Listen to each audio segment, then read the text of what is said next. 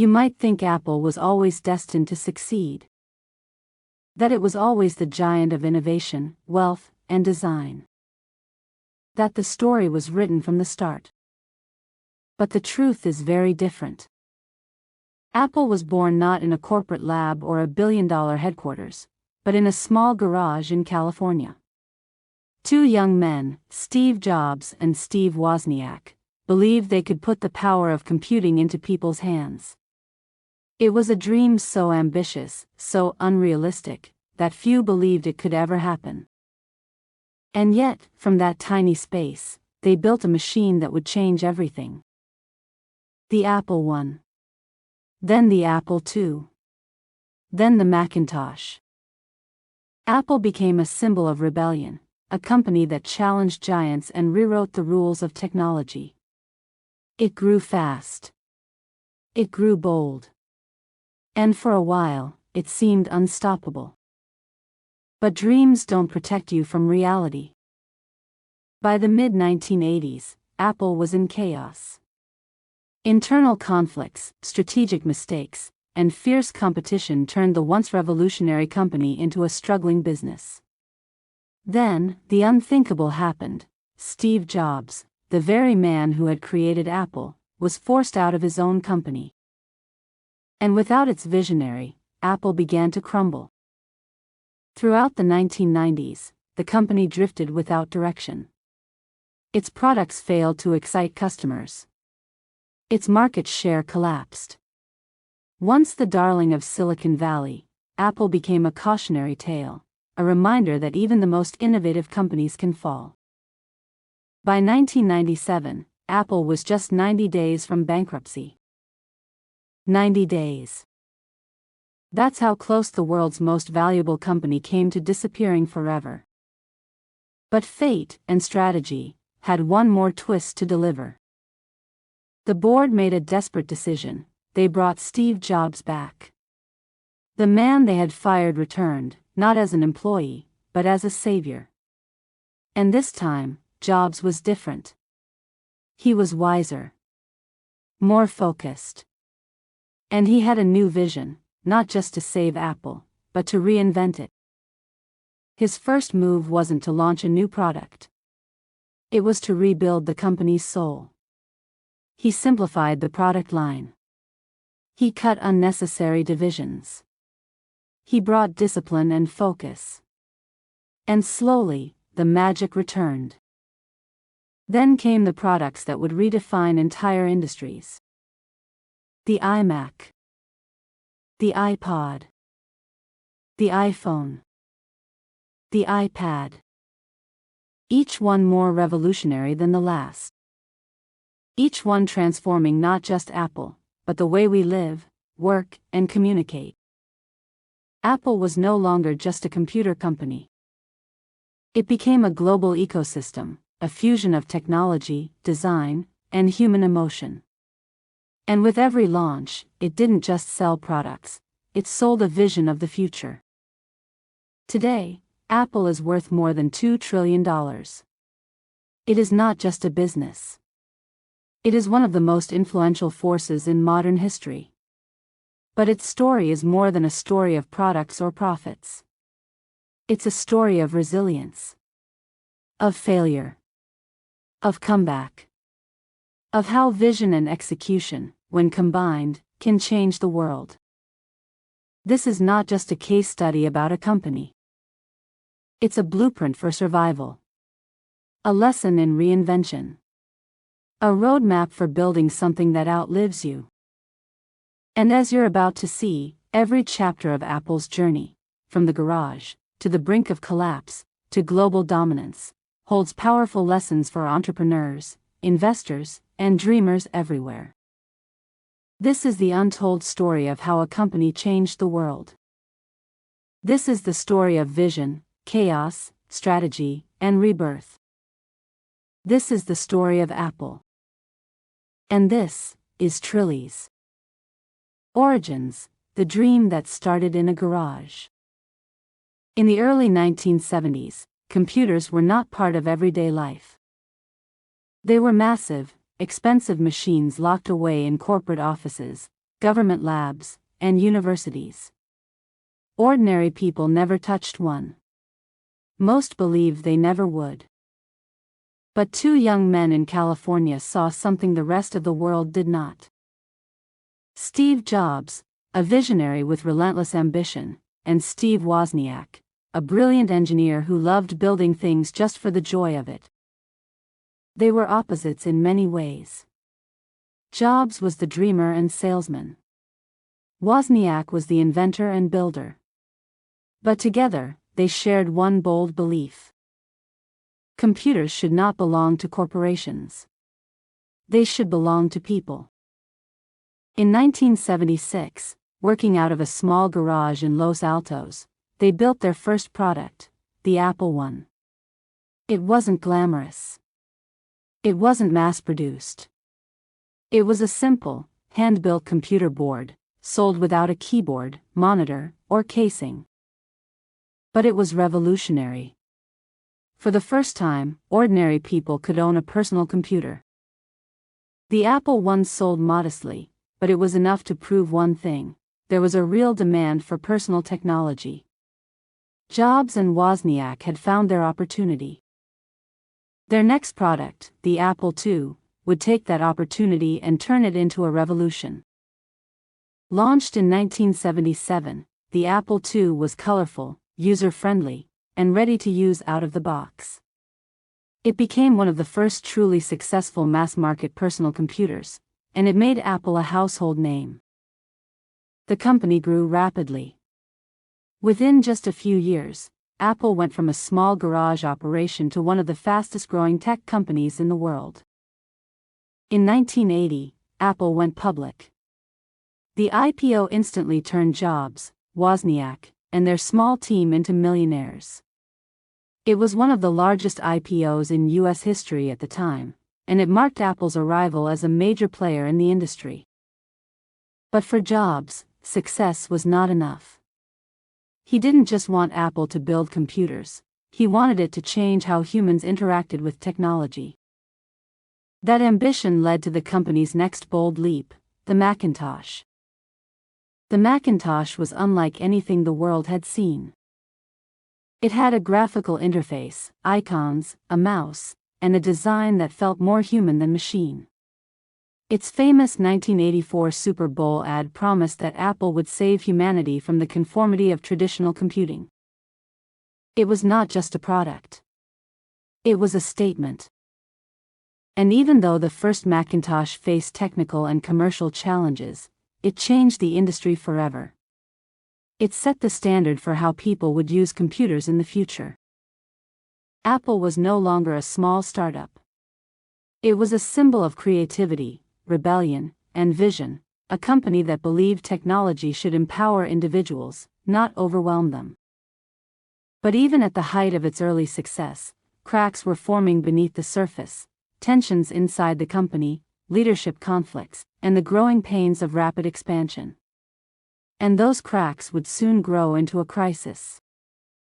Key takeaway: the power of a bold vision. The early story of Apple teaches a lesson that every entrepreneur, investor, and creator should remember. Innovation is not just about technology, it's about purpose.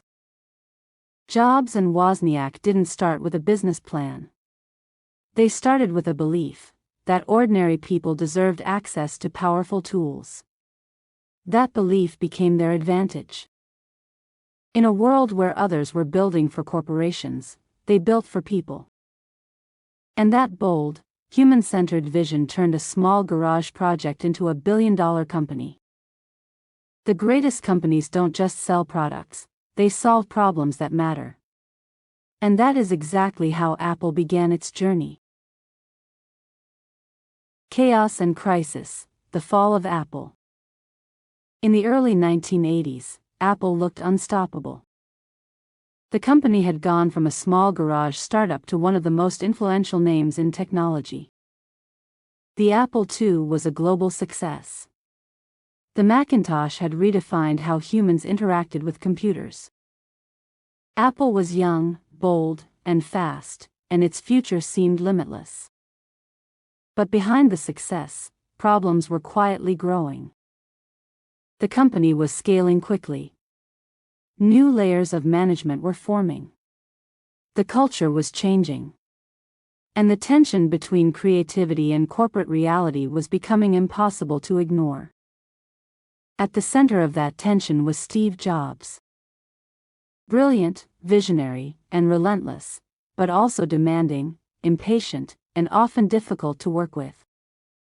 Jobs believed Apple was more than a company. To him, it was a mission, a revolution. He wanted perfection in every detail, from hardware design to the way the user clicked a mouse. But what made Jobs a visionary also made him hard to manage. His intense expectations clashed with the more traditional business approach of Apple's growing leadership team.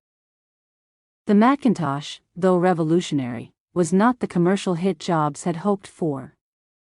It was expensive, underpowered, and struggled to compete with IBM's rapidly growing dominance in the market. Meanwhile, Apple's internal conflicts were slowing down decision-making and damaging morale. The board of directors, increasingly concerned about the company's future, brought in an experienced executive to bring structure and discipline, John Sculley, the former president of Pepsi.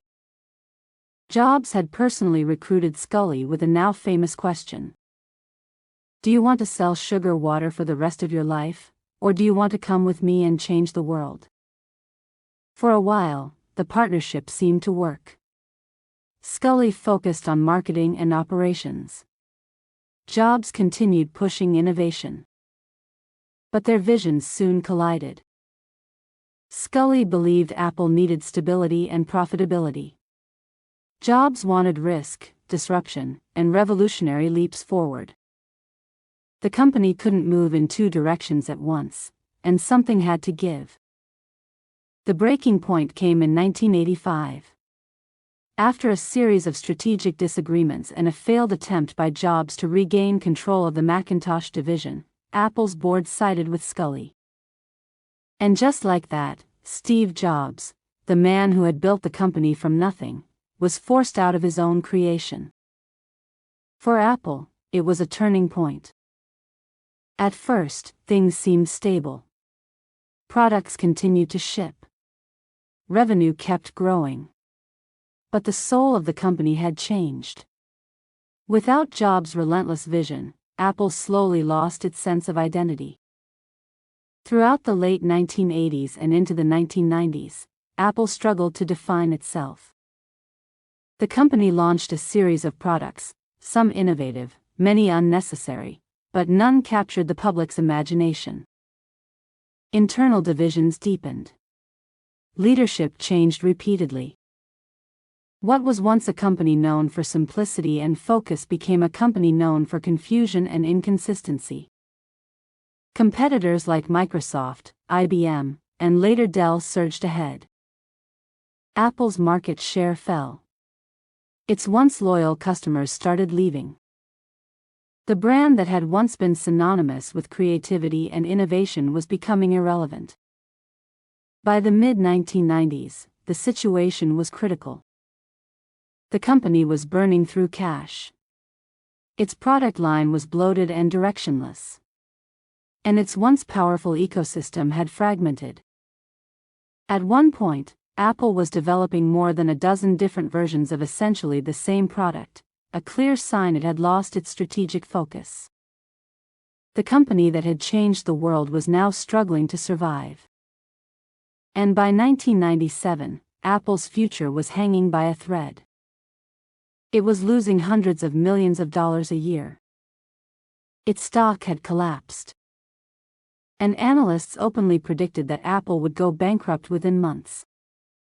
The revolution that began in a garage had almost ended in silence. Key takeaway: leadership without vision. Apple's fall is a powerful reminder that success is never permanent. The same qualities that drive rapid growth, innovation, ambition, creativity, can become liabilities when they're not balanced with discipline and clear strategy. A great company needs more than products. It needs a purpose.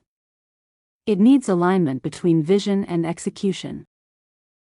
When leadership becomes divided, focus is lost. And when focus is lost, even the most iconic brands can crumble. Apple didn't fail because it stopped innovating. It failed because it stopped knowing why it existed. And without that why, no amount of money, talent, or history can save a company from decline. The Return: How Steve Jobs Saved Apple. By 1997, Apple was on life support. The company that once defined innovation was now weeks away from collapse. Sales were falling. Products were failing. Competitors were crushing it from every direction. Even loyal fans had begun to give up. The board knew something drastic had to change, and they turned to the one person many believed was both the cause of Apple's past chaos and its only hope for survival: Steve Jobs. But the Steve Jobs who returned to Apple was not the same man who had left 12 years earlier. During his years away, he had been humbled and transformed. After leaving Apple, Jobs founded a new company called Next. It never became a mainstream success, but it taught him invaluable lessons about product design, leadership, and building software platforms. At the same time, he bought a small computer graphics division from Lucasfilm and turned it into Pixar, a company that would go on to revolutionize animation and produce some of the most beloved films in history. Through those experiences, Jobs had evolved. He had learned how to lead without chaos, how to balance creativity with business, and how to turn bold ideas into scalable products. He was no longer just a visionary, he was a strategist. When Jobs returned to Apple in 1997, the company was drowning in complexity. It was producing dozens of products, many of which competed with each other. The brand was fragmented. The company had lost its focus and its soul. Jobs' first move was radical but simple: cut almost everything. He slashed the bloated product line from dozens of models down to just 4, 2 desktops and 2 laptops, one for consumers and one for professionals. This was more than cost-cutting. It was a message: Apple would no longer try to be everything for everyone. It would focus on what mattered: products that were insanely great. Next, Jobs restructured the company's culture. He tore down unnecessary hierarchies. He put small, focused teams on the most important projects. And he demanded excellence, not in everything, but in the things that truly defined Apple. Then, he made one of the boldest strategic moves in tech history. In a shocking decision, Jobs announced a partnership with Microsoft, Apple's biggest rival, to secure a $150 million investment and guarantee continued support for Microsoft Office on the Mac. Critics called it betrayal. But for Jobs, it was survival. Apple needed time, and that deal bought it. With the company stabilized, Jobs turned his focus to innovation. In 1998, Apple launched the iMac, a computer that was not just functional but beautiful. Its bold design, simple interface, and playful colors reignited public excitement around the brand. It was more than a product. It was a statement that Apple was back. But the iMac was only the beginning. Jobs began planting the seeds for something bigger, a long-term strategy that would transform Apple from a struggling computer maker into a global consumer technology powerhouse. He built a seamless ecosystem around hardware, software, and services, a strategy no other company had mastered at the time. Apple's focus shifted from selling products to creating experiences. And that shift laid the foundation for what was coming next: the iPod, iTunes, and eventually the iPhone. In less than 5 years, Jobs had done what many believed was impossible. He didn't just save Apple. He rebuilt it, stronger, sharper, and more focused than ever before.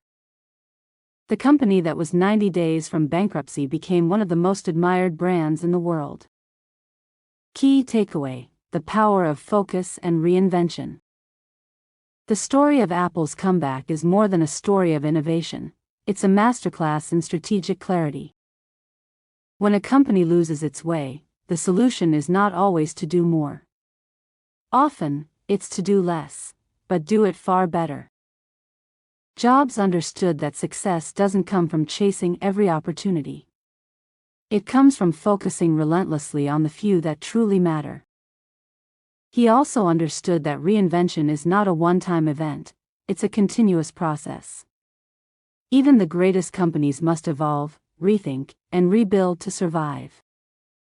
Apple's revival teaches us a timeless lesson: vision creates the spark. Strategy turns it into reality. And focus keeps it alive. The revolution: how Apple changed the world.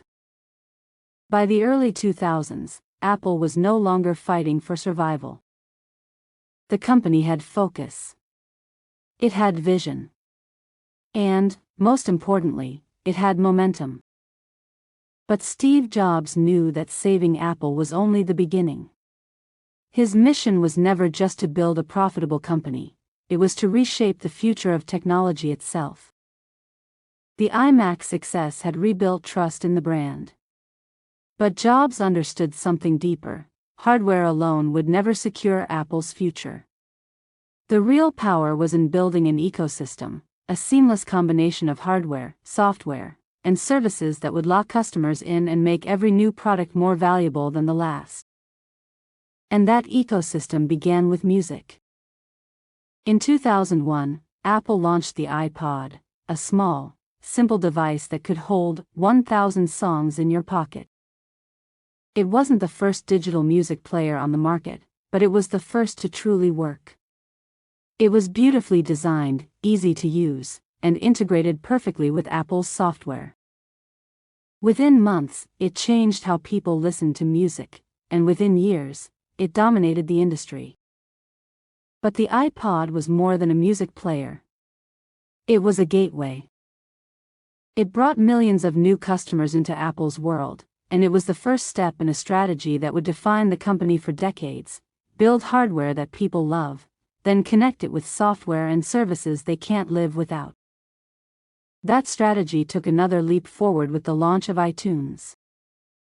For years, the music industry had been losing billions to piracy and illegal downloads. Apple offered a simple, legal, and convenient solution: buy a song for 99 cents and own it forever.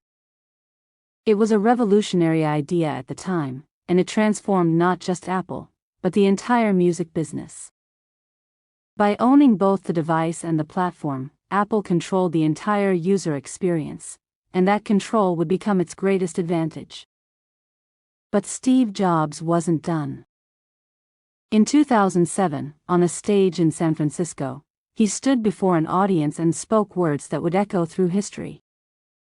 Today, Apple is going to reinvent the phone. The iPhone wasn't just another product. It was a paradigm shift. It combined a phone, an iPod, and an internet communicator into a single device, and it put the power of a computer into your pocket. It redefined how people interacted with technology, how they communicated, how they consumed media, and even how they lived. The iPhone didn't just dominate the smartphone market, it created it. And with the launch of the App Store a year later, Apple turned the iPhone into a platform, one that would spawn entirely new industries and change the global economy. From ride-sharing to mobile banking to social media, the modern digital world was built on the foundation Apple laid with the iPhone. But Apple's revolution didn't stop there. In 2010, it unveiled the iPad, a device that bridged the gap between smartphones and laptops. Critics initially dismissed it as a big iPhone, but consumers loved it. It became a new product category and reshaped industries from publishing to education. By now, Apple was no longer just a technology company. It was a cultural force.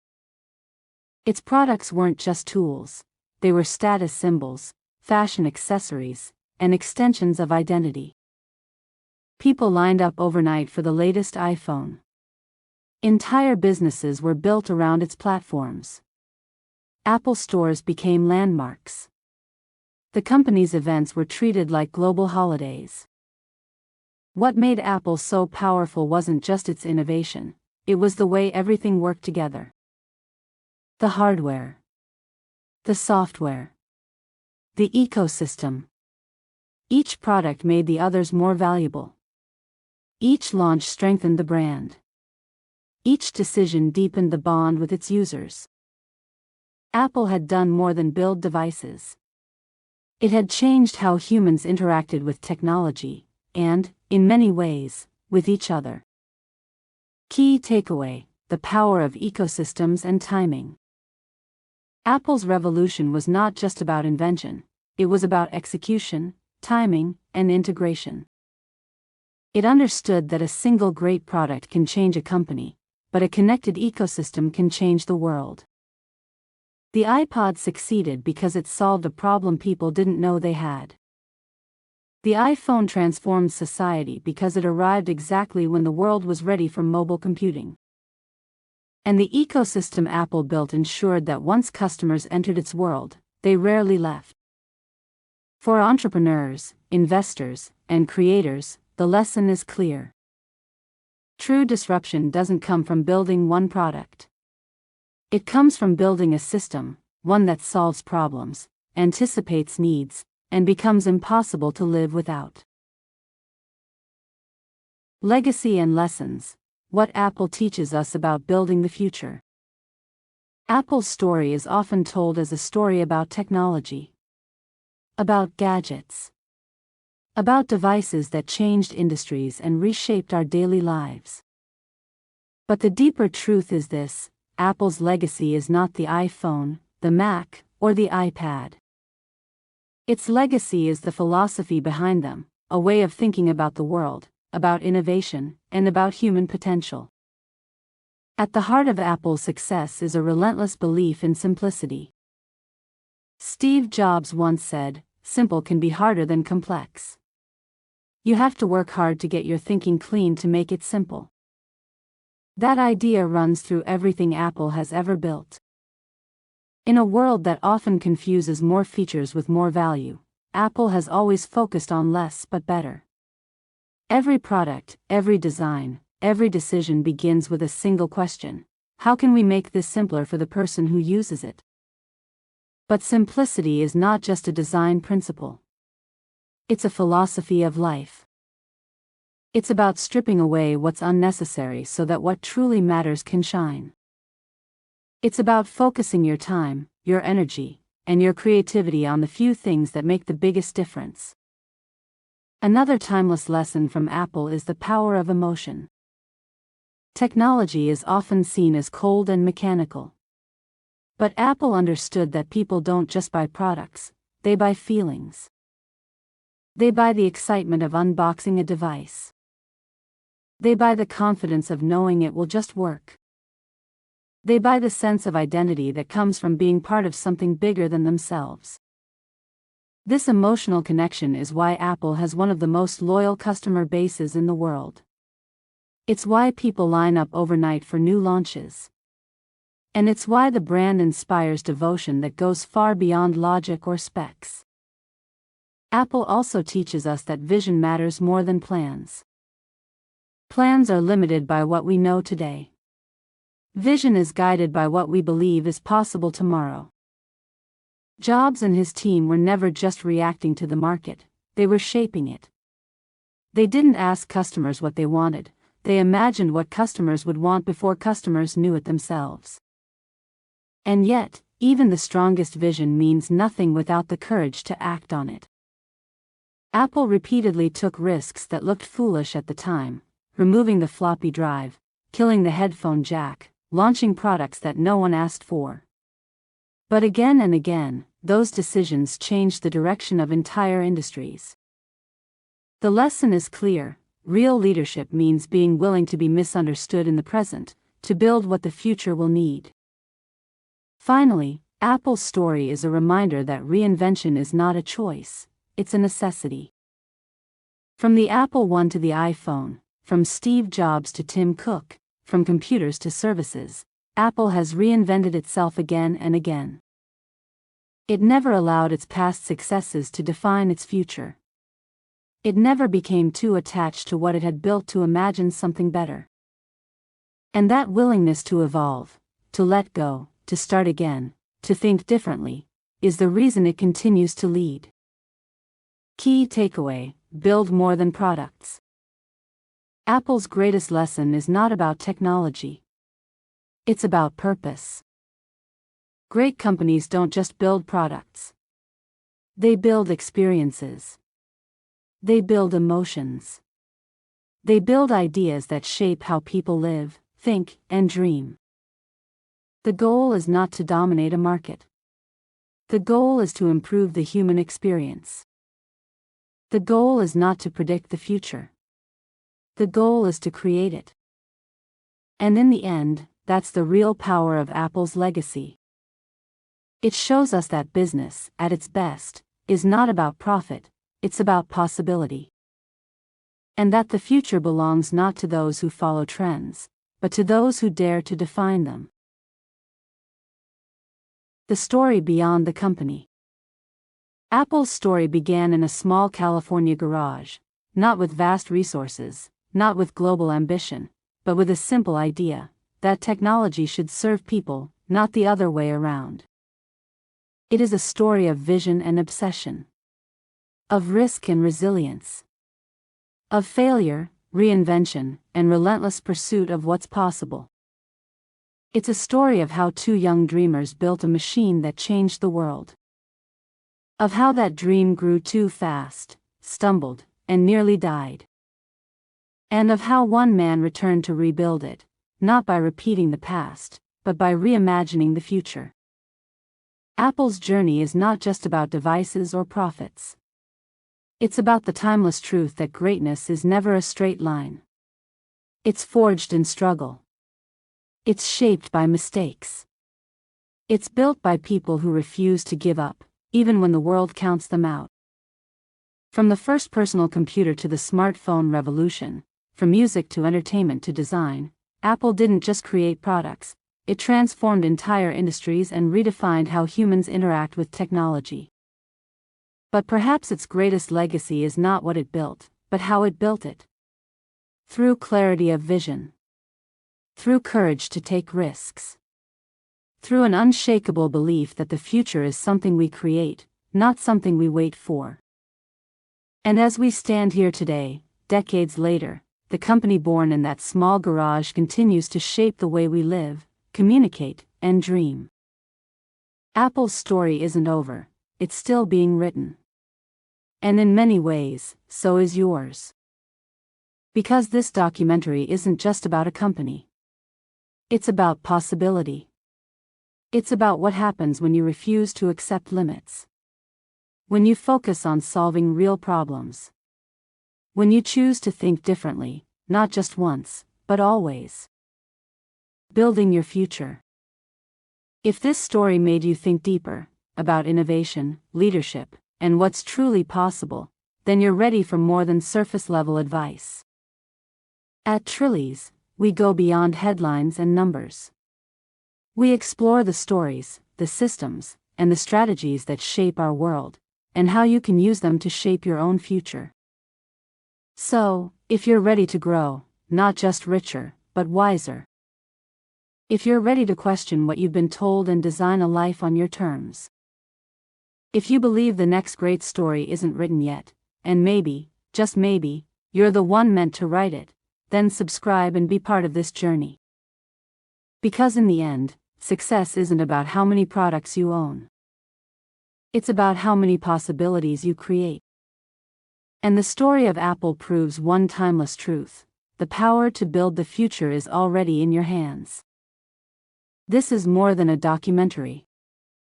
This is the beginning of your story. This is Trillies.